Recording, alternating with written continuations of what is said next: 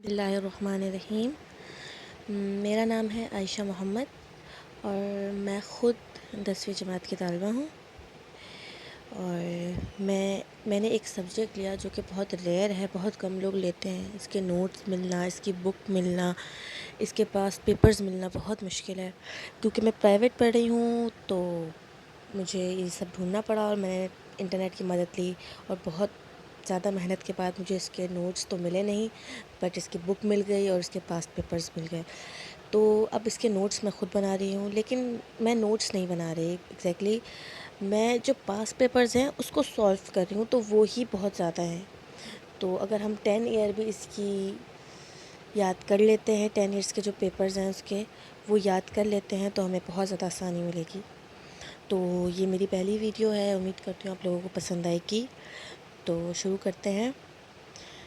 اس subject کا نام ہے، انگلش میں بھی لیتے ہیں لوگ اور اردو میں بھی، مجھے اردو زیادہ صحیح لگتا ہے اور کمفرٹیبل ہوتی ہوں میں اردو یاد کرنے میں، تو اس لیے میں نے یہ اردو میں لیا۔ تو اس کا نام ہے children development and family living, بچوں کی نشو و نما اور خاندانی زندگی۔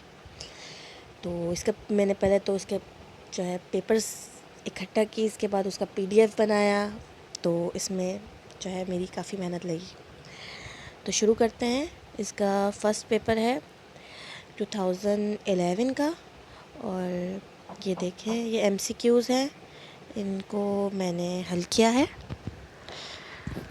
تو اب آپ اس کو اپنے پاس نوٹ کر لیں خود، جو ہے اس کو اگر آپ نوٹ کریں گے ویڈیو کو پاز کر کے تو یہ جو ہے نوٹ ہو جائیں گے۔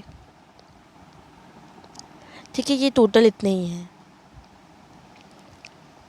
امید کرتی ہوں آپ لوگوں نے ویڈیو پاز کر کے ان کو کر لیا ہوگا نوٹ۔ تو اب ہم آگے چلیں گے، اور اب ہم آ گئے ہیں اس کے سوال جواب کی طرف، یعنی کہ دوسرے حصے کی طرف پیپر کے۔ تو یہ دوسرے حصے میں یہ سوال جواب ہیں اس کے، مطلب کہنے کا یہ کہ یہ سوالیہ پرچہ ہے، اور اس کے نوٹس میں نے خود بنائے جو ہیں۔ میں نے ایک پیپر جو حل کیا ہے اس کے نوٹس میں آپ لوگوں کو دکھا دیتی ہوں۔ یہ کوسچنز ہیں، انہی سب کوسچنز کے آنسرز میں نے نوٹ کیے ہیں اپنے نوٹس میں، اور ان کو مجھے ڈھونڈنا پڑا کتاب کے ذریعے۔ میں نے پوری کتاب پڑھی، تو میں آپ کو کتاب کا بھی کور پیج دکھاؤں گی، اور اب میں آپ لوگوں کو بتاتی ہوں، دکھاتی ہوں جو نوٹس میں نے بنائے ہیں۔ میں اس کو ریڈ بھی کر دوں گی اور دکھا بھی دوں گی، پکچرز بھی دکھا دوں گی اس کی، تاکہ آپ لوگوں کو آسانی ہو جائے۔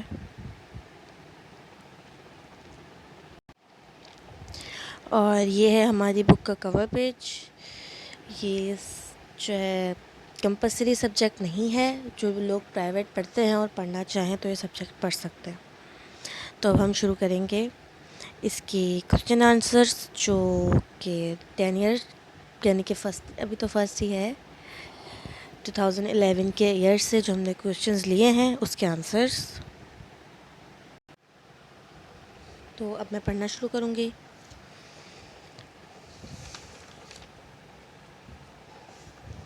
بسم اللہ الرحمن الرحیم۔ یہ تفصیلی جوابات کے سوالات جو ہیں ان کے اب جوابات میں پڑھوں گی۔ سوال نمبر 1، چھوٹے اور بڑے خاندان کی تعریف کیجیے، ان کی وضاحت کیجیے۔ خاندان کی تعریف یا وجود؟ جواب، خاندان کی تعریف یا وجود۔ دو یا دو سے زیادہ اشخاص کا شادی یا خونی رشتے کے اعتبار سے یا متبنہ ہونے کی حیثیت سے ایک گھر میں اکٹھے رہنا اور اپنے مخصوص کردار کی ادائیگی کرنا، ایک سے ماحول اور رسم و رواج کا پابند ہونا خاندان کہلاتا ہے۔ اب ہمیں یہ تو معلوم ہو گیا کہ میاں اور بیوی کا ازدواجی رشتہ ہی خاندان کی بنیاد ہے۔ اب ہمیں خاندان کا تسلسل جاننا باقی ہے کہ زندگی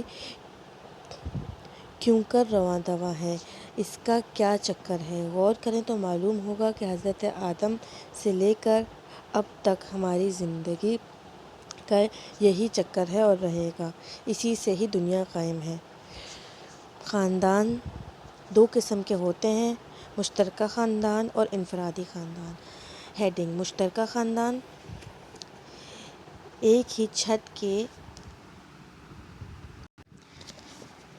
نیچے دو یا دو سے زیادہ خاندان رہائش پذیر ہوں اور ان میں دو کمانے والے بھی موجود ہوں، اس کو ہم مشترکہ خاندان کہتے ہیں۔ مطلب یہ ہے کہ جو خاندان ہمارے ساتھ رہتا ہو وہ اپنی کمائی کا کچھ یا پھر نصف حصہ اس گھر کی ضروریات مثلاً بجلی کا بل، ٹیلی فون کا بل، گیس، گھر کا کرایہ، کھانے پینے کے اخراجات وغیرہ پر خرچ کرنے کے لیے دیتا ہو، مگر انفرادی طور پر کپڑوں، دواؤں، سیر و تفریح اور پڑھائی پر الگ الگ روپے خرچ کرتے ہوں۔ مشترکہ خاندان وہ ہوتا ہے جس میں دو کمانے والے موجود ہوں اور ایک دوسرے کی مدد کرنے کا جذبہ رکھتے ہوں۔ نمبر 2، بعض چیزوں پر آدھے پیسے خرچ کرتے ہوں، مثلاً گھر کا کرایہ، بجلی کا بل، گیس کا بل، کھانے پینے کے اخراجات وغیرہ پر خرچ کرتے ہوں، مگر بعض چیزوں پر انفرادی طور پر خرچ کرتے ہوں۔ مشترکہ خاندان کو بہت سہولتیں میسر آتی ہیں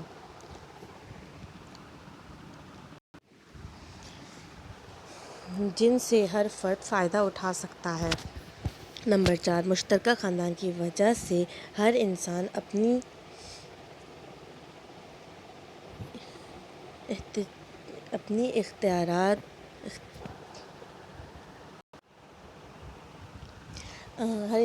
اپنی اخراجات کی تسکین کر سکتا ہے۔ مشترکہ خاندان کے کام ہر انسان کی بنیادی ضروریات، روٹی، کپڑا اور مکان، رہائش کا مسئلہ بہت اہم ہے۔ اگر ہم ایک ہی گھر میں دو یا دو سے زیادہ خاندان رہتے ہیں تو اس طرح سرمائے کی بچت بھی ہو سکتی ہے۔ مشترکہ خاندان میں رہنے والے افراد ایک دوسرے کی مشکلات کو حل کرنے کی کوشش کرتے ہیں اور آپس میں ایک دوسرے کی مدد کرنے کا جذبہ رکھتے ہیں۔ کام کی تقسیم: مشترکہ خاندان میں رہنے والے افراد کو ایک دوسرے کے ساتھ مل کر کام کرنا چاہیے اور ہر کام میں حصہ لینا چاہیے۔ مثلاً اگر گھر میں باورچی خانے کا کام کسی کے ذمہ ہے تو ہمیں چاہیے کہ ہم ماسی کے ساتھ مل کر اندر کی صفائی کروائیں۔ اگر اپنے ذمے ایک ہفتے کے لیے باورچی خانے کا کام لے لیں اور ہمیں ایک ہفتے گھر کی صفائی ستھرائی کرنا پڑے تو ہمیں بطریق احسن اس کو پورا کرنا چاہیے۔ اگر گھر کا کرایہ 20,000 ہو تو اس گھر میں رہنے والے افراد کو چاہیے کہ آدھا آدھا کرایہ مثلاً 10,000 روپے دیں۔ اس طرح اس کام کا تقسیم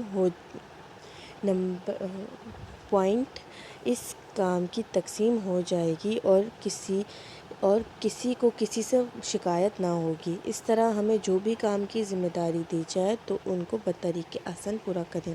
مشترکہ خاندان کے فوائد: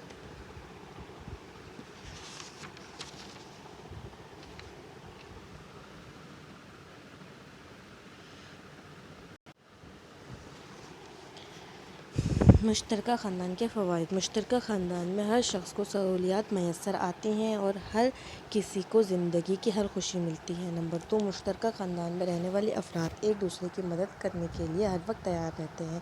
نمبر 3، ایک ہی چھت کے نیچے رہنے والے افراد بعض چیزوں میں آدھے آدھے روپے خرچ کرتے ہیں جس سے پیسے میں کافی بچت ہوتی ہے۔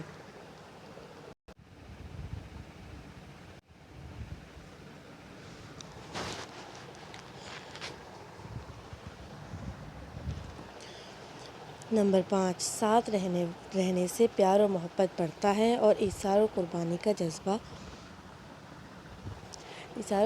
کا جذبہ پیدا ہوتا ہے۔ نمبر 6، مل جل کر رہنے سے اتحاد کو فروغ حاصل ہوتا ہے۔ نمبر 7، بزرگوں کی موجودگی میں آپس کی رنجش کا خاتمہ ہوتا ہے۔ بہترین شخص وہ ہے جو دوسروں کے لیے زیادہ سے زیادہ مفید ہو۔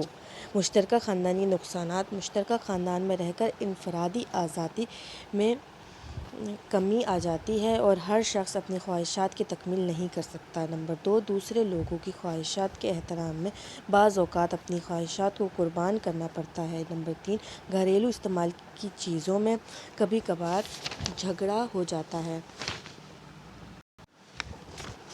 نمبر 4، کام کی تقسیم کا مسئلہ درپیش ہو جاتا ہے۔ نمبر 5، فرسودہ خاندانی روایات کی پابندی کرنا پڑتی ہے۔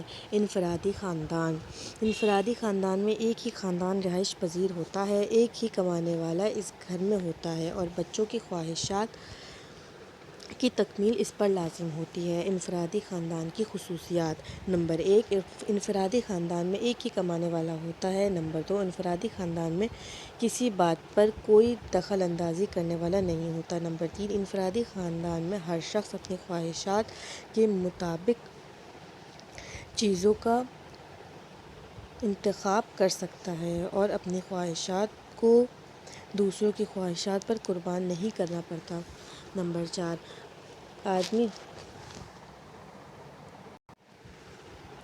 آدمی جو کچھ کما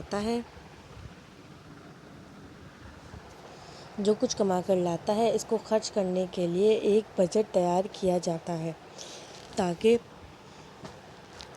تاکہ ہر کسی کی خواہشات کی تکمیل ہو سکے۔ ان تمام کاموں کی ذمہ داری بیوی پر عائد ہوتی ہے اور وہ روپوں اور پیسوں کی دیکھ بھال کر خرچ کرتی ہے۔ نمبر 5، جن گھروں میں مرد باہر کمانے کی غرض سے گئے ہوئے ہوتے ہیں ان گھروں میں عورتیں مردوں کا کام کرتی ہیں، مثلاً بجلی کا بل ادا کرنے جاتی ہیں، سودا سلف وغیرہ لانے کا کام کرتی ہیں، اور جن گھروں میں مرد اپنے ملک میں رہ کر کماتے ہیں ان گھروں میں مرد بیرونی کام یعنی بجلی کا بل ادا کرنا، گھر کا کرایہ وغیرہ، جبکہ عورتیں اندرونی کام مثلاً گھر کی صفائی، کھانا پکانا اور بچوں کی دیکھ بھال کرنا وغیرہ انجام دیتی ہیں۔ نمبر 6، جن گھروں میں خدا نخواستہ مرد نہیں ہوتے وہاں عورتیں مردوں کا کام کرنے کی کوشش کرتی ہیں، چاہے وہ کام گھر سے متعلق ہوں یا گھر سے باہر کے ہوں، ہر کام کو بطریقِ احسن پورا کرنے کی کوشش کرتی ہیں۔ انفرادی خاندان کے فوائد: انفرادی خاندان میں ہم جس طرح چاہیں آزادی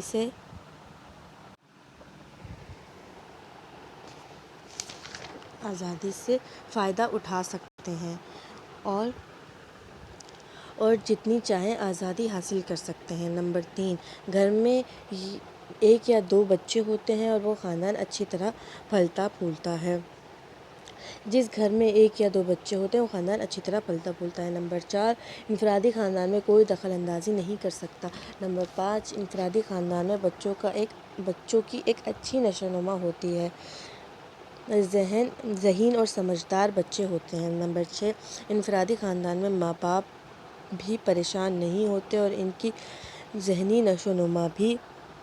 اور جسمانی نشو و نما بھی صحیح رہتی ہے۔ نمبر 7، ہمیں دوستوں کے انتخاب میں کسی کی مرضی پر عمل نہیں کرنا پڑتا اور ہم جو بھی دوست بنانا چاہیں بنا سکتے ہیں۔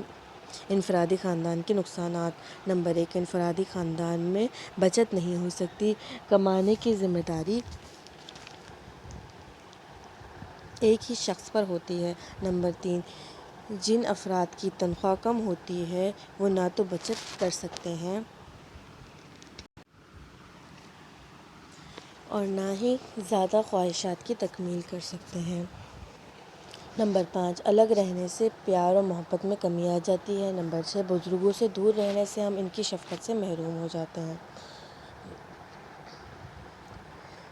سوال نمبر 2، بچے کی جسمانی اور ذہنی اور معاشرتی نشو و نما میں کھیل کود کس طرح مدد دیتے ہیں؟ جواب: بچے کی جسمانی، ذہنی، جذباتی اور معاشرتی نشو و نما میں کھیل کود مندرجہ ذیل طریقوں سے مدد دیتے ہیں۔ جسمانی نشو و نما: کھیل بچے کی زندگی میں بہت اہمیت رکھتے ہیں اور خاص طور پر اس کے بڑھنے اور نشو و نما میں اکثر اہمیت رکھتا ہے اور وہ جسمانی طور پر بہت مضبوط ہوتا ہے۔ کھیل سے بچے کو سخت کام کرنے کی عادت ہو جاتی ہے اور بڑے ہو کر اسے عملی زندگی میں بہت زیادہ مشکلات کا سامنا نہیں کرنا پڑتا۔ کھیل ہی کھیل میں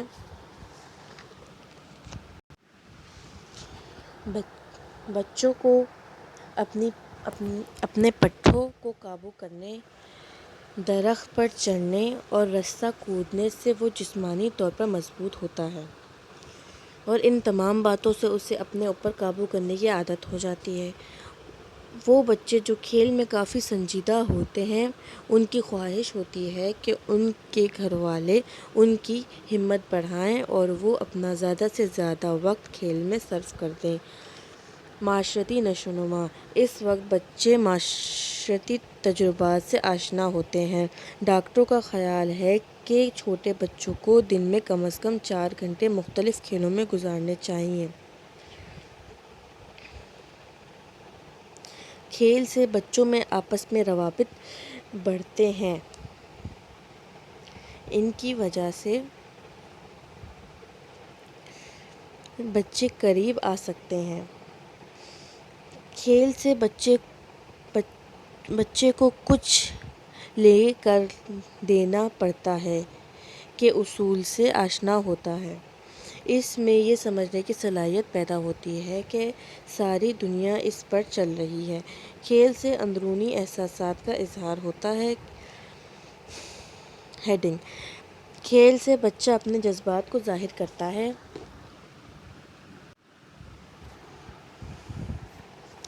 اس کے مظاہرے خوشی، مایوسی وغیرہ کے ہوتے ہیں۔ اگر ہم بچوں کی نشوونما کو غور سے دیکھیں تو اس کے احساسات کو بہتر طور پر جان سکیں گے۔ ہیڈنگ: کھیل سے بچوں میں قوت سمجھ بڑھتی ہے۔ ہر بچے میں قوت سمجھ ہوتی ہے، لیکن اس کا استعمال نہ کیا جائے تو وہ کم ہوتی چلی جاتی ہے۔ بچے کو کھیل سے ذہنی صلاحیت بڑھ جاتی ہے۔ مثلاً بچہ ورڈ کھیلتا ہے تو اس میں سمجھنے، یاد رکھنے اور ڈھونڈنے کی صلاحیت پیدا ہوتی ہے اور بچے کے پاس الفاظ کا ذخیرہ پیدا ہو جاتا ہے۔ عام طور پر دیکھا گیا ہے کہ جو بچے کھیل میں دلچسپی لیتے ہیں وہ زیادہ ذہین اور صحت مند ہوتے ہیں، اور جو بچے کھیل میں دلچسپی نہیں لیتے وہ اپنی انرجی توڑ پھوڑ پر صرف کرتے ہیں اور وہ معاشرتی طور پر بھی زیادہ فعال نہیں ہوتے۔ گویا ہم ان باتوں سے یہ اندازہ نکال سکتے ہیں کہ کھیل سے بچے نہ صرف نئی چیزیں سیکھتے ہیں بلکہ ان کی ذہنی اور جسمانی نشوونما بھی ہوتی ہے۔ وہ عملی زندگی کی بہت سی نئی باتیں جان جاتے ہیں اور ذہنی طور پر بھی تیز ہو جاتے ہیں۔ سوال نمبر 3: توارث اور ماحول شخصیت پر کس طرح اثر انداز ہوتے ہیں؟ جواب: شخصیت کی تعمیر میں توارث کی اہمیت۔ جواب: شخصیت کی تعمیر میں توارث کی بڑی اہمیت ہے اور اس کے اثرات انسانی شخصیت پر پڑتے ہیں اور شخصیت میں توارث اہم کردار ادا کرتا ہے۔ نمبر 1: طبعی خصوصیات عطا ہوتی ہیں۔ سب سے پہلی چیز جو کہ شخصیت کی عطا کرتا ہے وہ رنگ، روپ، آنکھوں کا رنگ، قد و قامت اور خد و خال ہے۔ یہ تمام چیزیں انسان وراثت سے ہی حاصل کرتا ہے کیونکہ یہ وہ طبعی خصوصیات ہیں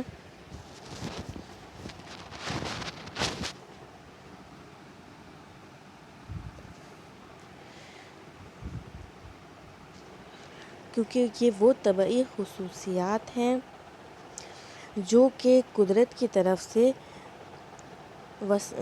وراثت کی گئی ہیں۔ شخصیت میں ان خصوصیات کی منتقلی 7 پشتوں تک چلتی ہے اور بعض دفعہ بچوں کی اشکال بزرگوں سے ملتی ہوئی ہوتی ہے۔ اس کے علاوہ یہ وہ طبعی خصوصیات ہیں جو کسی بھی ماحول میں جائیں تو بدل نہیں سکتی اور نہ ہی اختیاری کوشش سے بدل سکتی ہیں۔ اگر ہم چاہیں کہ پہاڑوں پر جا کر وہاں کے رہنے والوں کی طرح لمبے قد کے مالک بن جائیں تو ناممکن ہے، اور جو خصوصیات وراثت میں ملتی ہیں وہ مستقل رہتی ہیں۔ غیر معمولی ذہانت ملتی ہے۔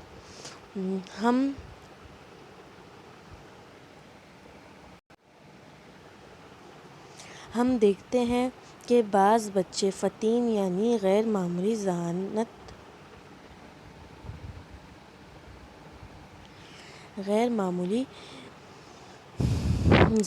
والے ہوتے ہیں اور کچھ کن ذہن فتح ان بچوں کو یہ خصوصیات توارث سے ملتی ہیں جو ان کی شخصیت کا حصہ بن جاتی ہیں۔ جن بچوں کے والدین اعلیٰ ذہانت رکھتے ہیں ان بچوں میں بھی یہ خصوصیت ہوتی ہے اور وہ بھی غیر معمولی ذہانت کے مالک ہوتے ہیں۔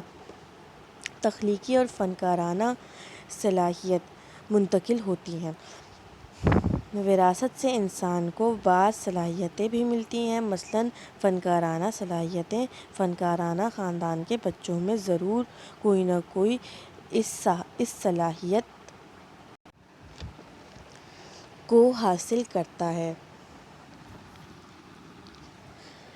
اور یہ صلاحیتیں توارث سے ملتی ہیں۔ مثلاً امانت علی خان کو موسیقی کا فن وراثت سے ملا ہے، اسی طرح صادقین کو مصوری کا فن وراثت سے ملا ہے۔ کردار اوصاف منتقل ہوتے ہیں۔ فرد میں کرداری اوصاف بھی وراثت کے تحت منتقل ہوتے ہیں۔ اگر خاندان میں کرداری اوصاف مثلاً نیکی، اخلاق وغیرہ موجود ہوں تو بچوں میں بھی یہ اوصاف وراثت کے ذریعے منتقل ہوتے ہیں۔ ماحول کا شخصیت پر اثر۔ ماحول میں وہ تمام خارجی عناصر شامل ہیں جو فرد کی شخصیت اور زندگی پر اثر انداز ہوتے ہیں، مثلاً ثقافت، خاندان، تعلیم، آب و ہوا، معاشی حالات، سیاست اور حکومت کے اثرات۔ یہ تمام عناصر بچوں کی شخصیت کو بے حد متاثر کرتے ہیں۔ واٹسن کا قول ہے، "بچہ آپ میرے حوالے کریں، آپ جو چاہیں میں اس کو بنا دوں گا۔"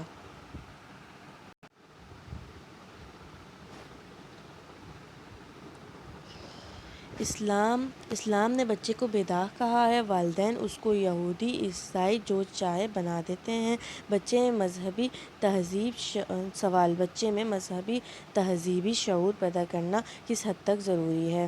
بالغ بچے طبعاً انتہا پسند ہوتے ہیں اور اگر ان کے کان میں کوئی ایسی بھنک پڑ جائے، ان کے ہاتھ کوئی ایسی کتاب لگ جائے جس میں کسی خاص روحانی اصول یا ریاضت کی اہمیت پر زور دیا گیا ہو تو وہ بنیادی مذہبی فرائض چھوڑ کر اسی مجوزہ اصول یا ریاضت کے پیچھے پڑ جاتے ہیں۔ چنانچہ بیابانوں کی سیاہ راتوں کی بے خوابی، جادو اور تعویذ کے جنون، خودکشی اور فاقہ کشی کے منصوبوں پر قوالیوں اور رقص و سرور کے لیے صوفیانہ محفلوں میں شرکت اور شکل و صورت میں مسخ کرنے کے لیے مختلف مراحل طے کرتے ان میں کئی تو جوان اپنی جوانی کی صحت اور ذہنی توازن بھی کھو بیٹھتے ہیں۔ اسی طرح کئی لڑکیاں جاہل پیروں، فقیروں اور ملنگوں کے پیچھے لگ کر زندگی کی قیمتی ایام فضول، مہنگی اور خطرناک روحانی ضیافتوں کے چکر میں ضائع کر دیتے ہیں۔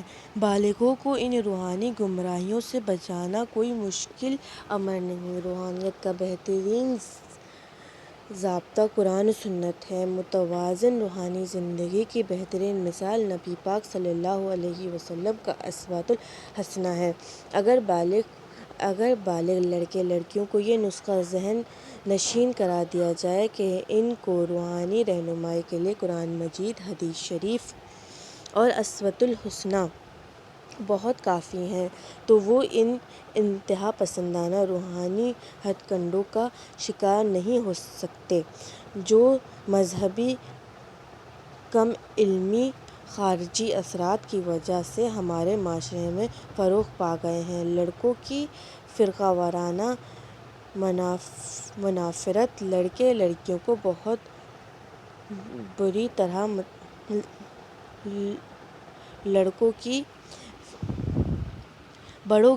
بڑوں کی فرقہ وارانہ منافرت لڑکے لڑکیوں کو بہت بری طرح متاثر کرتی ہے۔ اگر مناسب رہنمائی میسر نہ آئے تو مذہبی اشتعال انگیزیوں میں شرکت کی تحریک بلوغت میں سنگین صورتحال اختیار کر سکتی ہے۔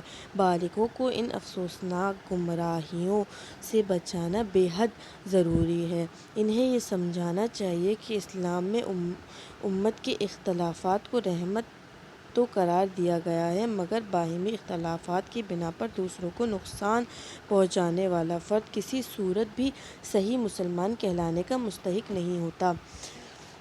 ضرورت اب اس امر کی ہے کہ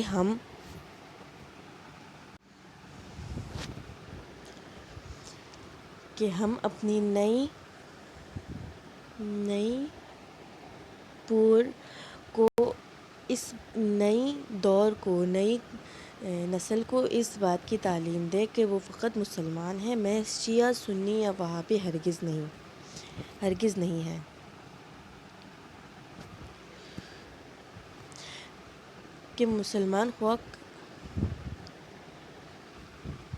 اور یہ کہ مسلمان خواہ کہیں ہوں، وہ آپس میں ایک غیر فانی سلسلہ اخوت میں منسلک ہیں۔ اگر ہم اپنی مذہبی تعلیم کے اس اہم معاشرتی پہلو کے بارے میں مزید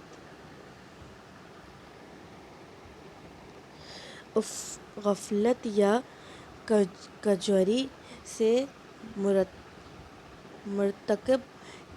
مرتکب رہے تو ہماری آئندہ نسلیں مذہب کی اصل روح سے منحرف ہو جائیں گی۔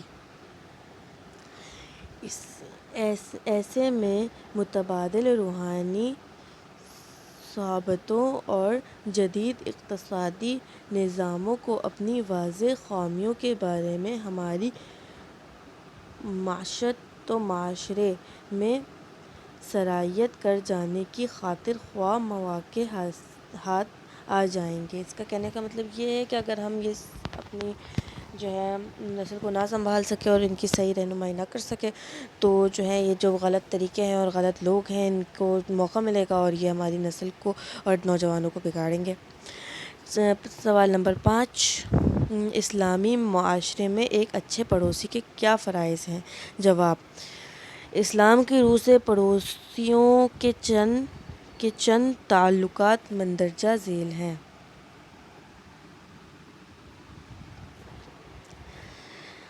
خیر الناس من ینفع الناس۔ ترجمہ: بہترین انسان وہ ہے جو دوسروں کے لیے زیادہ مفید ہے۔ زندگی میں ہمیں جہاں اور بہت سے کام اور بہت سے فرائض انجام دینے ہوتے ہیں، وہاں پڑوسیوں کے فرائض انجام دینا بھی ضروری ہے، کیونکہ ایک مشہور مقولہ ہے کہ پڑوسی ہمارے اصل رشتہ دار ہوتے ہیں۔ ہمسائے یا ہمسائیگی کا لفظ ان لوگوں کے لیے استعمال ہوتا ہے جو ہمارے بہت زیادہ قریب ہوتے ہیں، ایک ہی ماحول میں رہتے ہیں اور غم و خوشی میں شریک ہوتے ہیں۔ ایسے لوگوں کو ہمسائے کہا جاتا ہے۔ مراتب: پڑوسیوں کے ساتھ حسن سلوک اختیار کرتے وقت یہ بات مد نظر رکھنا ضروری ہے کہ الاقرب فالاقرب، یعنی جو جتنا زیادہ ہمسایہ ہوگا وہ اتنا ہی زیادہ حسن سلوک کا مستحق ہوگا۔ حضور اکرم صلی اللہ علیہ وسلم نے فرمایا کہ کافر ہمسائے کے ایک حقوق ہیں، مسلمان ہمسائے کے 2 حقوق ہیں اور رشتہ دار ہمسائے کے 3 حقوق ہیں، یا اگر ایسا نہیں ہے جو جتنا زیادہ قریب ہے اس کا اتنا ہی حق ہمسائیگی ہے۔ ایک دفعہ کا واقعہ ہے کہ فرمایا میرے 2 پڑوسی ہیں، ہدیہ بھیجنا چاہتی ہوں۔ ایک صحابیہ کا واقعہ ہے کہ انہوں نے فرمایا صلی اللہ علیہ وسلم سے کہ میرے 2 پڑوسی ہیں، ہدیہ بھیجنا چاہتی ہوں، سمجھ نہیں آتا کس کو بھیجوں۔ آپ صلی اللہ علیہ وسلم نے فرمایا جو پڑوسی تم سے زیادہ قریب ہو۔ تو یہ تفصیلی سوالات ختم ہو گئے، اب ہم مختصر سوالات شروع کریں گے۔